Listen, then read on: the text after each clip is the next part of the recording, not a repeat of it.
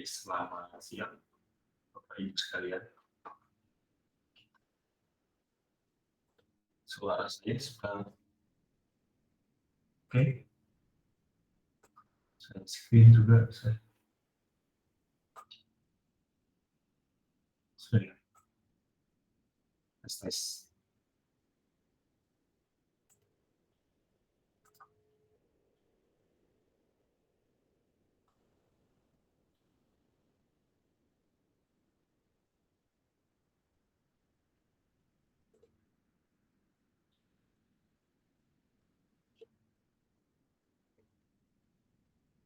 Testing.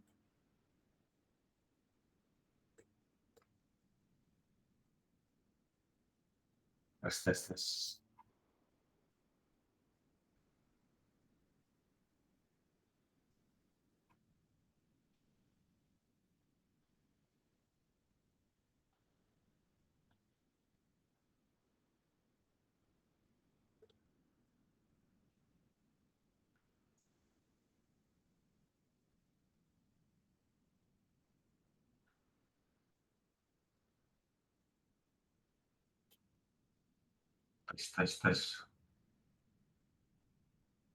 Oke, Pak.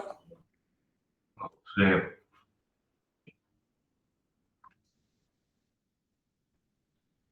Terima kasih. Kita kembali lagi ke sesi kita di siang-siang atau mungkin kita. Oke, kita santai dulu ya. Simbol-simbol dulu ini. Kembali ke presentation dan teori. Mungkin agak santai saja.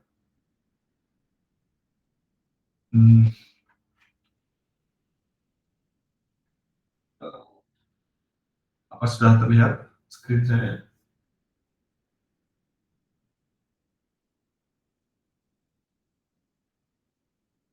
Saya share screen sudah terlihat.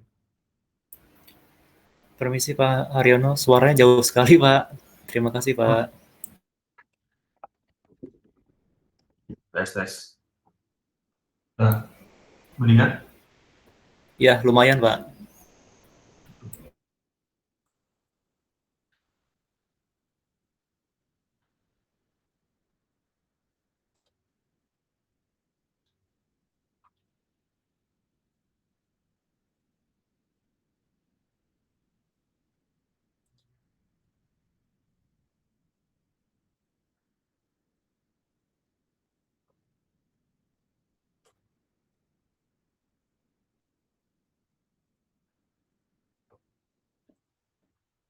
Ya, kita akan lanjutkan yang teori.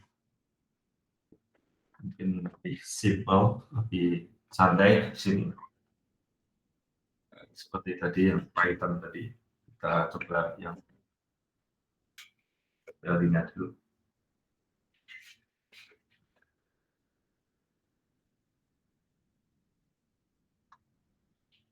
Kita mengetahui bahwasanya karena kita singgung tentang EDA, exploratory data analysis. Jadi di sini agar educators itu khususnya guru itu bisa mengerti tren supaya bisa mengenhance student performance dan engagement, keikutsertaan student ya. Engagementnya gimana? Jadi dengan cara unlocking insight, jadi data-data yang bisa kita olah dan bisa kita manfaatkan.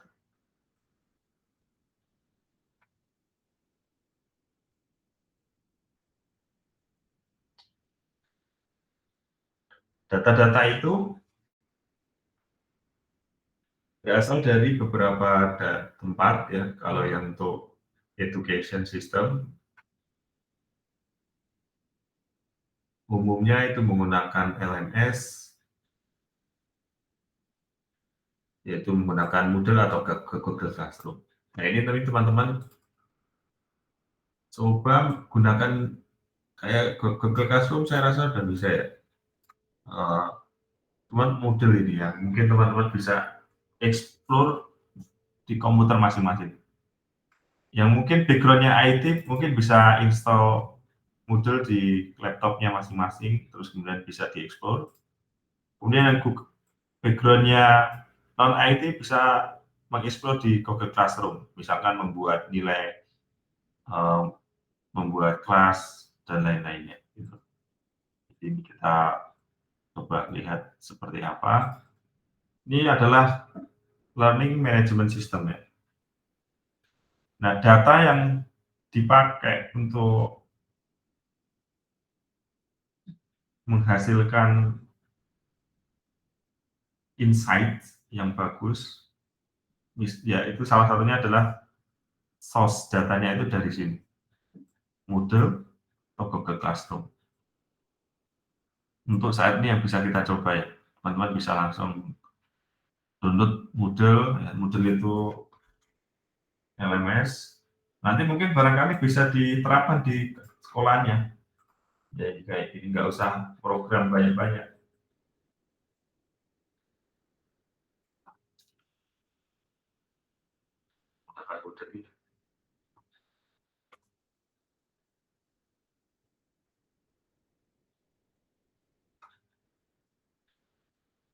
Ini ada, kalau Pradita itu kayaknya juga pakai LMS ini nih, Moodle ini. Ya. Jadi Moodle itu adalah semacam software open source dia. Web-based LMS that's free for educators. Dia gratis, open source, jadi kita bisa merubah juga source code-nya itu. Easy to set up, kemudian offer many customization, integrate with other platform.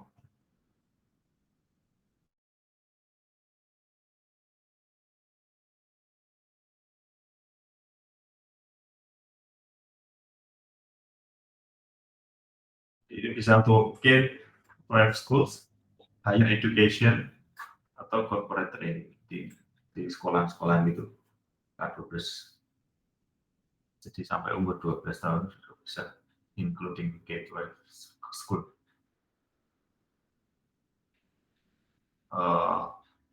Ada Blackboard-nya, available both SaaS and non-SaaS model. Yang ini ada LMS yang ada, yang lain. Jadi tujuan dari LMS ini tujuannya memang digunakan oleh yayasan barangkali ya, atau organisasi atau sekolah atau kampus untuk membuat, memanage, mendeliver, and track educational courses. Jadi misalkan saya menyampaikan materi ini learning manage education institute big data, saya menggunakan ini adalah LMS juga. Project. Dan saya bisa assignment yang project di sini. Tapi saya gunakan langsung dari Google. Nah, di sini ada teman-teman lihat tuh, ada setting gitu ya. Archive kelas, di kelas yang sudah dibuat. Kemudian ini kalender. Ini juga bisa untuk classwork-nya apa aja. Ya. Dari kemarin terus siapa yang ikut, kemudian grade-nya ini kita bisa buat ini. Ya, seperti itu.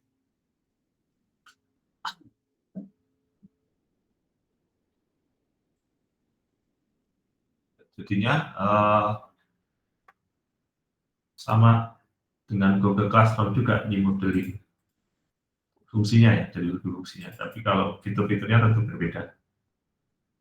Yang tentu saja kalau model ini adalah learning management system yang open source, yang bisa kita compile, kemudian kita taruh di server kita misalkan, atau ditaruh di laptop kita yang sekolah punya server gitu ya misalkan.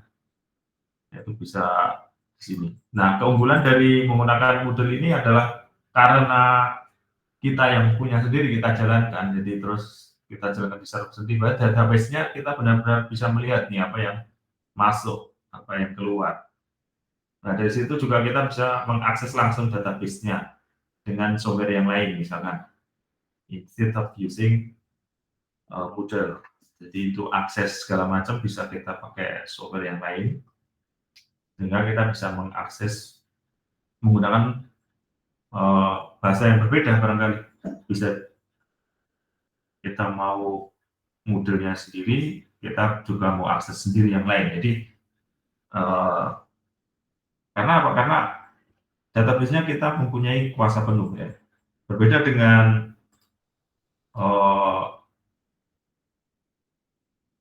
Google Classroom, itu kita hanya punya account, terus kemudian kita buat. Nah, itu kita nggak bisa langsung akses ke database-nya. Yang bisa itu adalah kayak Moodle kayak gini. Jadi teman-teman coba install Google di masing-masing laptop.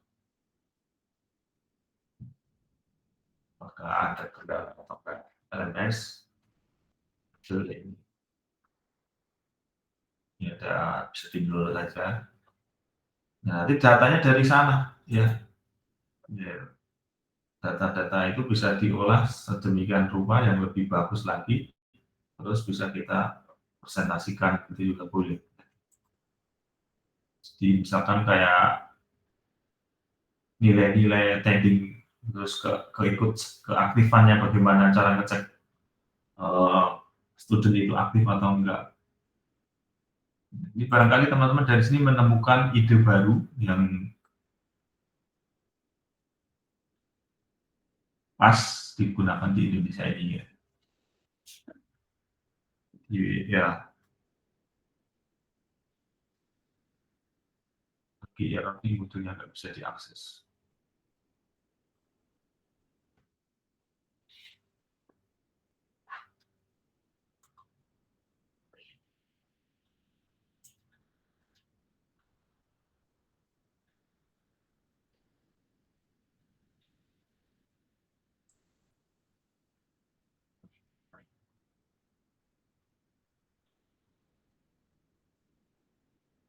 Nah, ini model yang pakai .org ya, alamatnya. Jadi bisa di-download, freedom to learn, open source and GPL license. Everything we produce is available for you to download and use for free. Nah, ini. Terus download dan ya free. Nah, documentation mungkin teman-teman bisa baca apa aja yang ada dalam model itu. Misalkan getting started, dan menjadi browse features, di teacher quick guide, admin quick guide. Jadi ada sebagai teacher, ada sebagai admin, ada sebagai student. Kemudian minute courses, gimana nambah kursus atau mata kuliah atau mata pelajaran.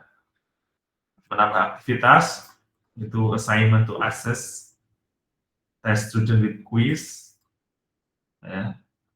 Kemudian ini tambah new, apa yang baru buat teacher sudah, manage your site, model apps juga ada, ini bisa create mobile friendly courses. Nah, ini seperti itu cara apa kira-kira yang ada yang di dalam model yang bisa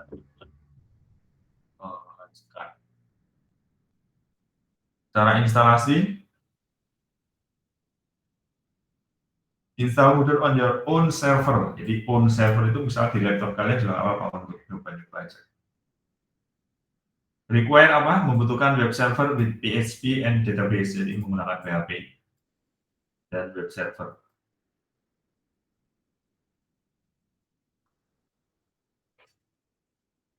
Nah, ini bisa mendownload dari sini. Di Moodle Installer Package for Windows. Kemudian untuk administratornya.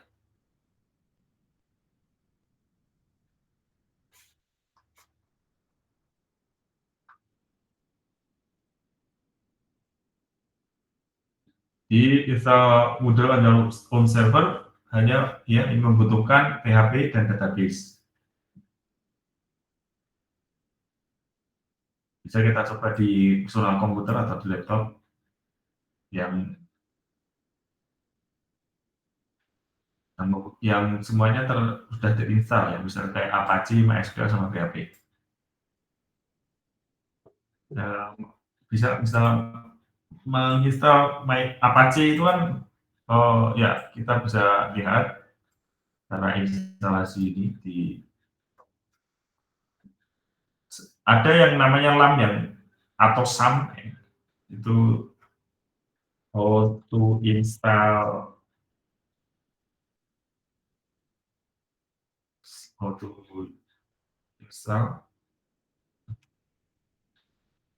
in easy way. Nah ini SAM ya, jadi ini easiest method sih saya merasa. Menggunakan SAM itu kita bisa install semuanya, termasuk Apache, MySQL, PHP. Jadi kalau kita sudah install, nanti kita bisa cek running nggak server kita. Ya. Ini menggunakan SAM.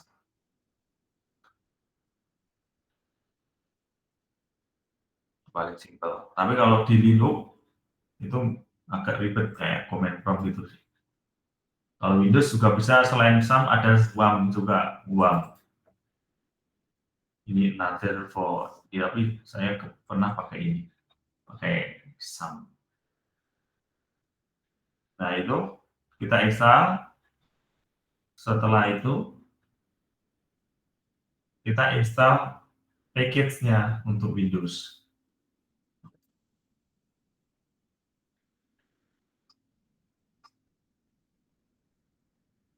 Ini package untuk Windows.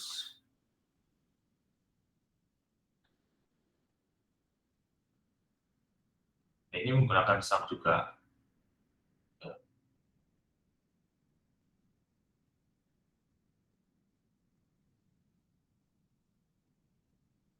Ini ada paket-paketnya.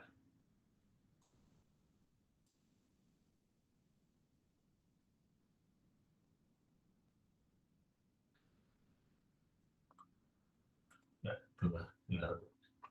Terus kalau teman-teman juga mau coba menggunakan model how to install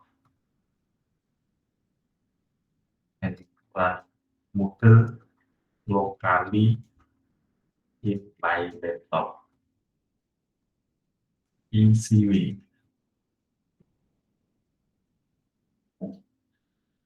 Jadi pertama memang menggunakan SAM, kita install. Ini klik next saja sih kalau install SAM ini. Jadi dia sudah termasuk MySQL ya. Terus nanti ada kontrol panelnya juga. Mau start, mau stop juga. Kemudian kita download Moodle from ini. Kemudian kita ekstrak the Moodle folder di sini. Yaitu tujuannya agar aplikasi Moodle itu bisa dijalankan di Apache. Gitu. Di Apache itu kita adalah web servernya, dan kemudian ada MySQL sebagai database-nya. Di Apache adalah web servernya, MySQL sebagai database-nya. Nah, Moodle ini jalan di Apache menggunakan PHP. Terus untuk bisa mengakses itu agar bisa jalan webnya, itu kita taruh di sini atau di sini untuk macOS. Kalau Windows di sini, di SAM-nya itu ya. Kemudian kita bisa create database, kita panggil phpMyAdmin ya. Dan SMPP ini juga termasuk install phpMyAdmin, jadi kita bisa melihat database dari MySQL ini. Nah, gitu. Terus kemudian setelah itu kita running Moodle ya, akses. Jadi kan ini sudah di-download, nanti dimasukkan ke folder ini. Nah, kita seharusnya sudah bisa begini. Moodle localhost, Moodle itu memanggil localhost yang kita jalankan. Tentunya jalankan dulu ya, sumnya jalannya tinggal klik start gitu. Nah, ini terus kemudian langsung kasih wizard. Wizard itu misalkan choose MySQL as data type, database-nya apa. Kemudian enter database name. Nah, ini Moodle sama root-nya, password-nya dikosongin aja karena yang sum ini kosong ya. Tapi bisa kita isi nanti belakangan. Kemudian complete jelas. Moodle install.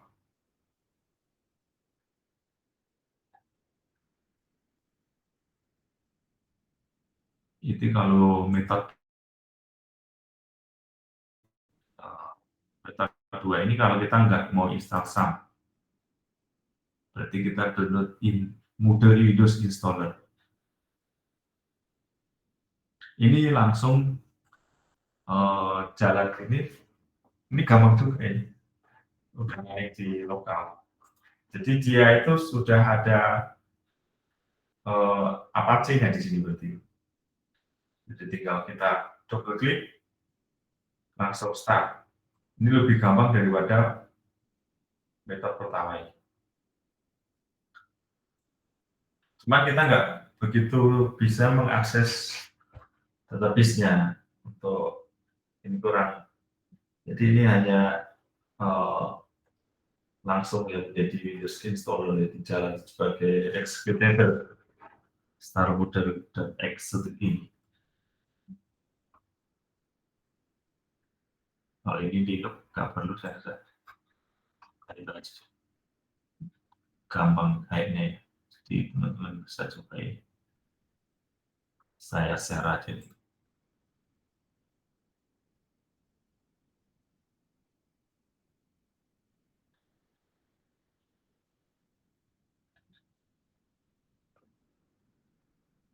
Di grid link. Copy.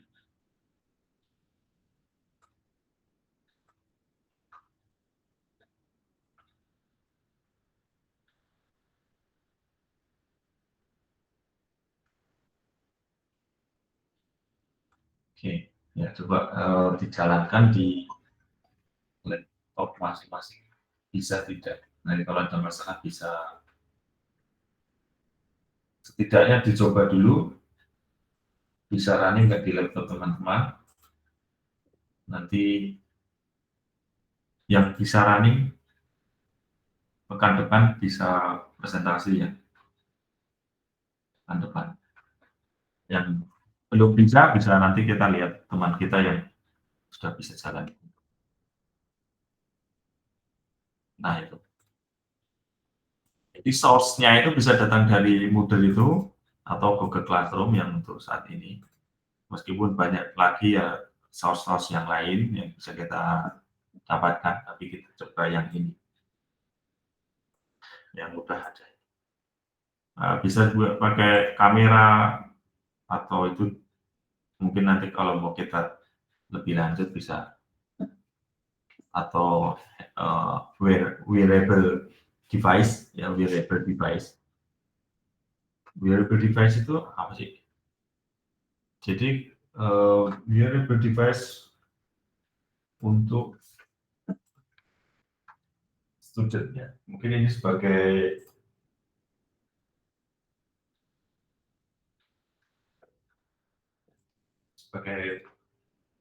tambahan.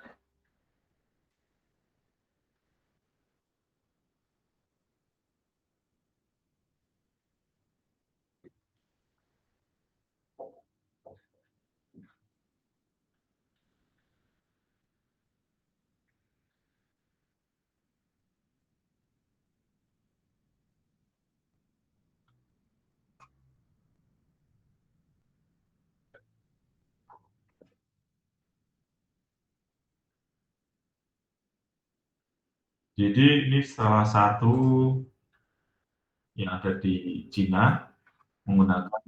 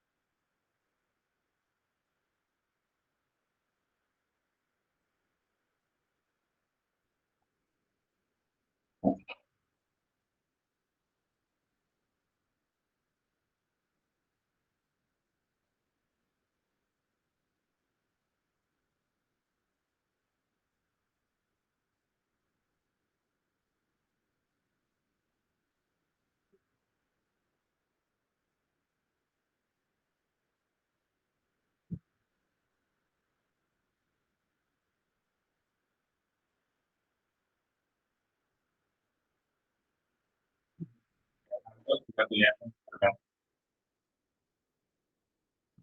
di kelihatan di state-nya. Jadi kita taruh kamera di depan gitu.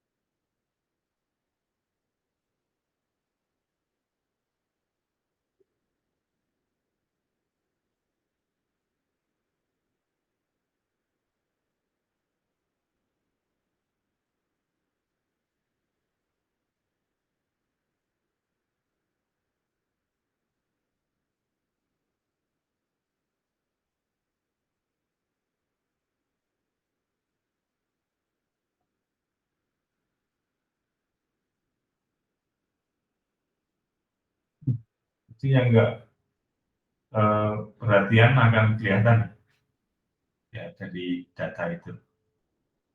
Jadi memang buat guru nih kayaknya lebih.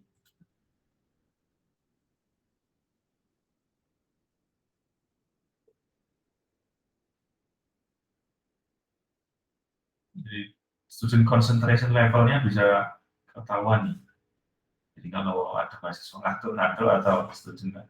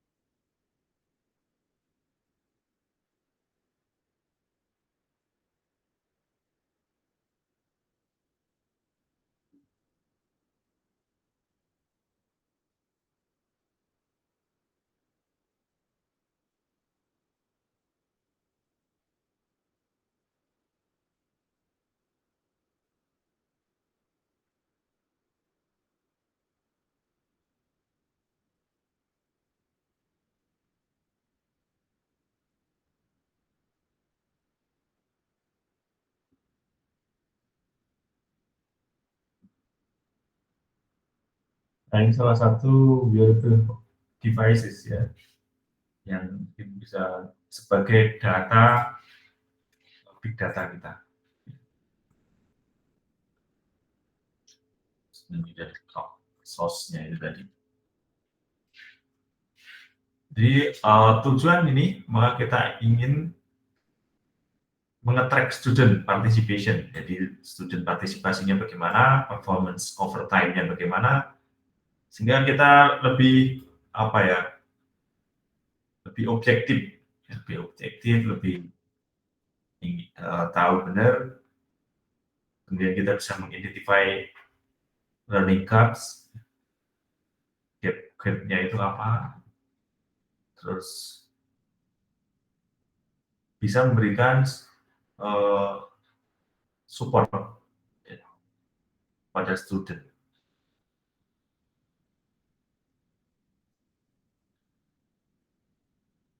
Tool-toolnya bisa menggunakan ya tadi Python, ini ya. Dan tadi kalau kita mau lebih canggih lagi menggunakan wearable host, wearable devices, itu lebih bagus.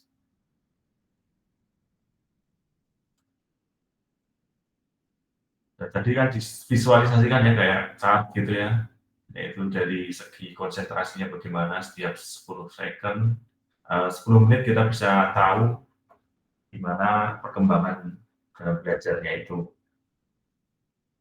Nah, di situ juga dengan menggunakan visualisasi yang bagus, maka akan mendapatkan insight, ya. Bisa dipelajari, dipahami dengan baik performance dari student tersebut. Ya, entah apa kita pakai chart atau histogram atau heat map, yang mana itu pada education context. Misalkan line chart ya, jadi kita nggak usah buat pakai Excel lagi, buat chart, langsung otomatis chartnya bagaimana.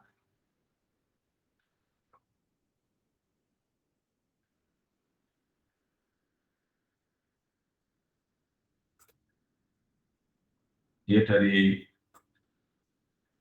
kehadiran bisa kita track, create distribution, apakah yang bisa rata-rata atau enggak, ya itu bisa. Mungkin kita buat dashboard dan report, ya. Jadi dari hasil data itu kita bisa membuat dashboard dan reportnya. Jadi itu pakai Moodle tadi, ada report-report juga di sana. Jadi teman-teman bisa menggunakannya, report-report itu. Terus nanti kalau mau tambahan ya menggunakan Python untuk lebih advance lagi. Jadi ngambil data dari Moodle, terus kemudian tambahin dashboardnya, tambah reportnya, lebih dahsyat.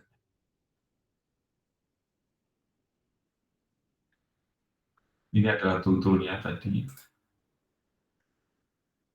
Nah, untuk performing IDA on Moodle or Google Classroom,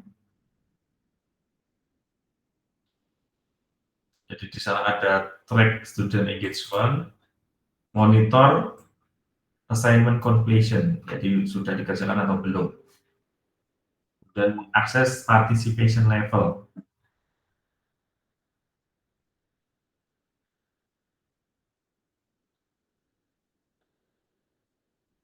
Jadi sebenarnya belajar itu prosesnya itu sebenarnya pelan-pelan ya, pelan-pelan.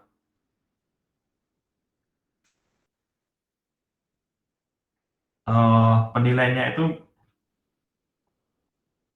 kalau sekarang kan kita mengandalkan penilaian berdasarkan nilai, padahal itu sekarang kalau di mahasiswa kayaknya udah nggak relevan karena kayaknya sih mungkin ada masih.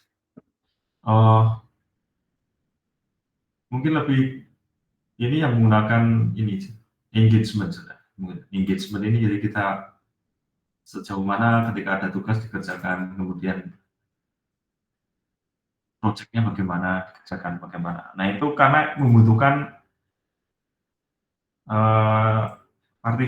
partisipasi yang lebih lama gitu ya. Jadi itu akan semakin partisipasinya lebih lama, lebih rajin, maka akan lebih maksimal. Jadi sebenarnya kalau saya melihat itu gimana dia itu rajin atau tidak, posisinya seperti itu. Bahkan orang rajin itu bisa memenangkan persaingan, memenangkan percaturan ya, atau memenangkan kompetisi itu adalah orang rajin. Jadi kalau orang rajin itu dia bisa efektif belajar, bisa maksimal belajar, menggunakan waktunya dengan baik ketimbang alirannya. Itu kalau student itu sebenarnya semakin dia rajin, semakin pintar. Jadi berdasarkan engagement yang lebih lama dari setiap hari-harinya gitu.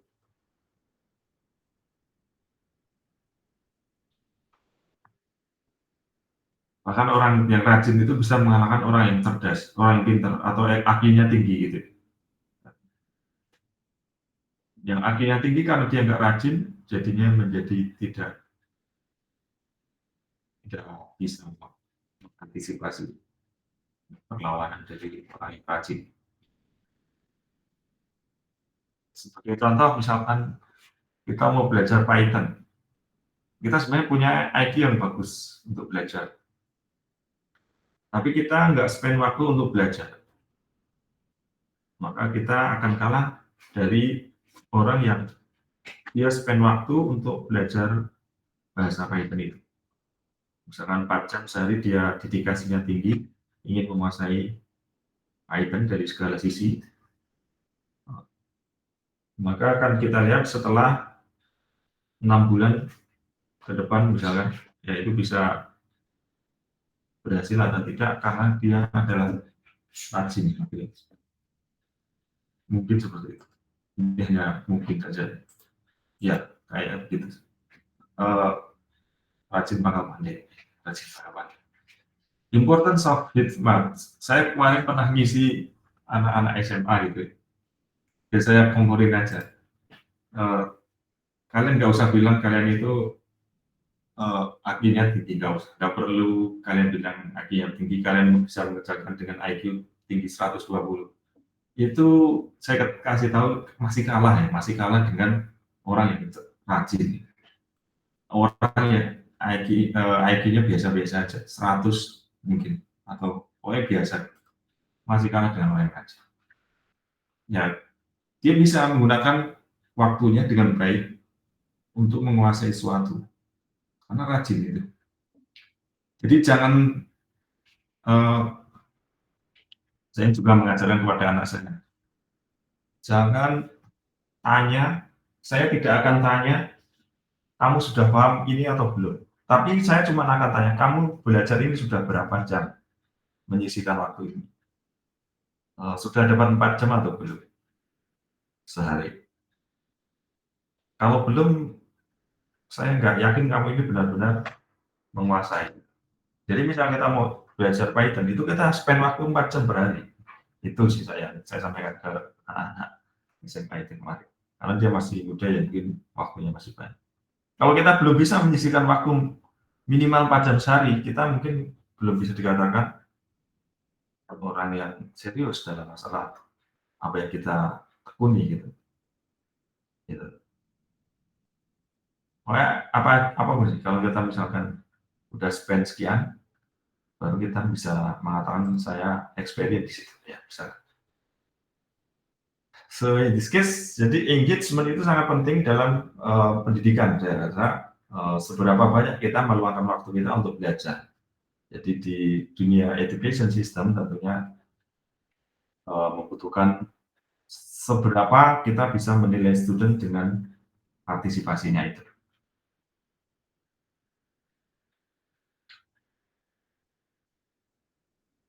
Untuk tampilnya aja, kita bisa pakai heat maps untuk clean, load. Ya,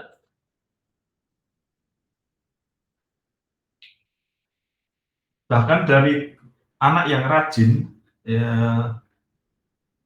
menyisihkan waktunya untuk belajar itu bisa memprediksikan ini kayaknya nih anak ini benar berhasil nih. Karena dia rajin 4 jam sehari. Jadi itu bisa dari engagement kita, dia partisipasinya bagus. Nah, itu lebih apa ya?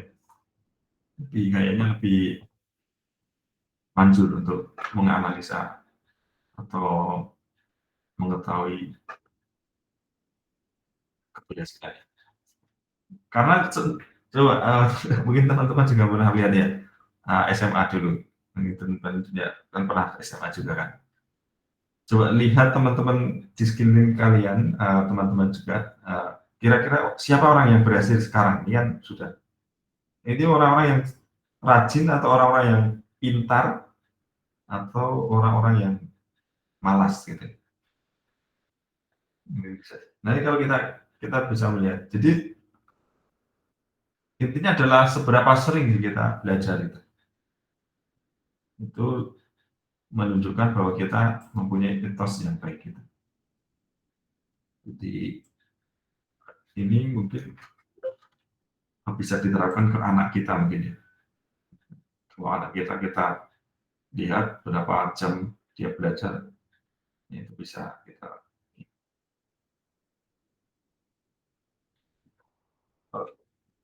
Kesimpulannya, bahasanya, jadi dia EDA itu exploratory data analysis itu ya, melihat insight itu. Jadi yang tadinya tertutup, kita bisa melihat sehingga kita bisa mengetahui inti dari masalah tersebut. Dengan kita memvisualisasikan, maka akan lebih bisa terbaca. Dan kemudian kita mengambil tool-tool, menggunakan tool-tool yang ada untuk analisa. Nah, untuk start basic-nya, itu teman-teman bisa menganalisa dari attendance atau grade data itu, ya, tanpa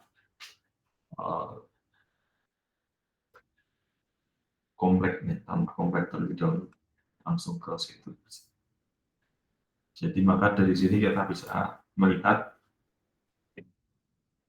dari Google Moodle ini, teman-teman coba terapkan secara implementasinya dengan basic data yang misalkan attendance sama grade ini, nanti diolah, dilihat seperti apa hasil. Start with simple.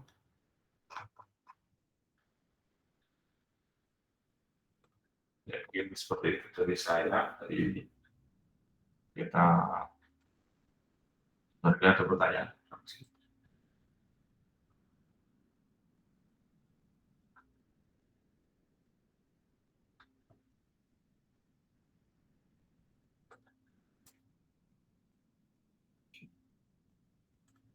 Yang belum absen bisa silakan absen.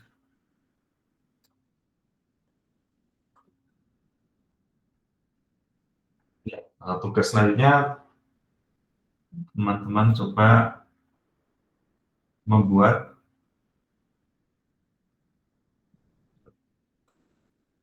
yang pertama, yang kedua. Ini sebenarnya nggak usah pakai Python ya, ini cuman saya ingin tahu apa yang ingin teman-teman buat untuk project akhir ini. Jadi problem, terus big data problem. Jadi dari sini teman-teman nanti akan membuat project ya, untuk menyelesaikan masalah itu.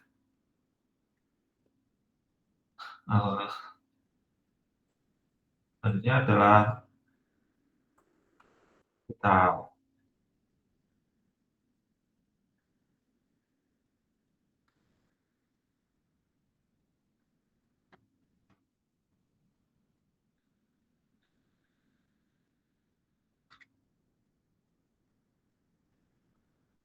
itu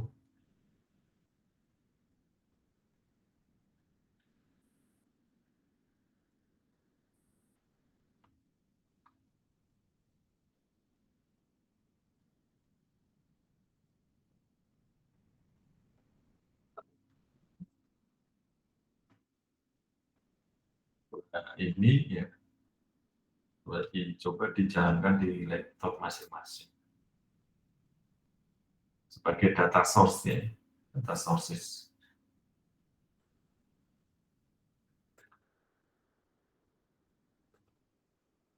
Oke teman-teman, kalau tidak ada pertanyaan, mungkin dari saya cukup sekian. Terima kasih banyak atas atensinya. Sampai ketemu, insya Allah minggu depan. Ya, terima kasih. Selamat siang. Bye. Selamat siang. Terima kasih Pak Haryono. Terima kasih Bapak. Terima kasih. Terima kasih Pak. Ya.